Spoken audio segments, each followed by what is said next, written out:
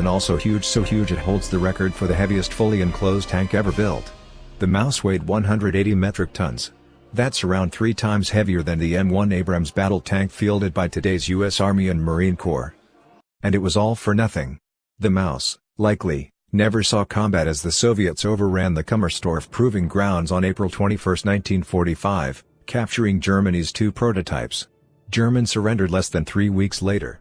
It is a fact that destroyed tanks were found, military historian Waldemar Troika wrote in German secret panzer projects. However, what is not known is whether they were destroyed in combat or intentionally by the Germans.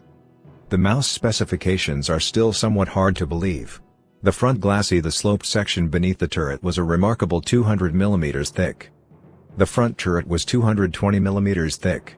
Its side armor, typically a more vulnerable section on a tank, were 180 mm thick. Germany's frightening Tiger I heavy tank only had 100 mm thick frontal armor. The Maus was heavy. The Maus wasn't even really a tank, it was a massive bunker with tracks. It also did not have a traditional tank gun. Instead, the Maus packed a 15-centimeter howitzer specifically on Hitler's orders.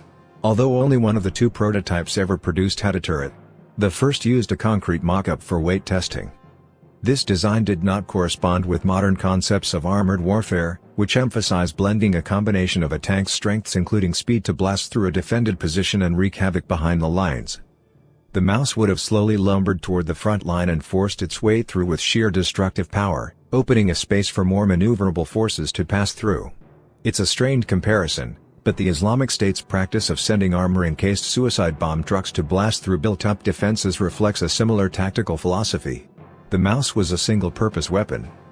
First proposed by automotive engineer Ferdinand Porsche in June 1942 to Hitler and German armaments minister Albert Speer, the Maus production plan envisioned a total of 152 tanks. But it was a tall order. By the middle of the war, steel and critical alloys were in high demand elsewhere in the German war industry. Another engineering challenge centered on the engines.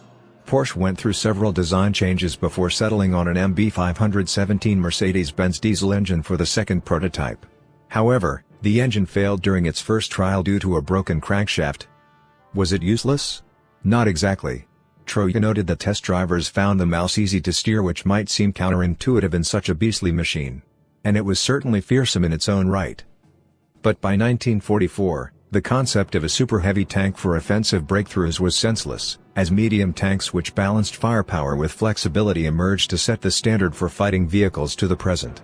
It's a strained comparison, but the Islamic State's practice of sending armor-encased suicide bomb trucks to blast through built-up defenses reflects a similar tactical philosophy. The Maus was a single-purpose weapon. First proposed by automotive engineer Ferdinand Porsche in June 1942 to Hitler and German armaments minister Albert Speer, the Maus production plan envisioned a total of 152 tanks. But it was a tall order. By the middle of the war, steel and critical alloys were in high demand elsewhere.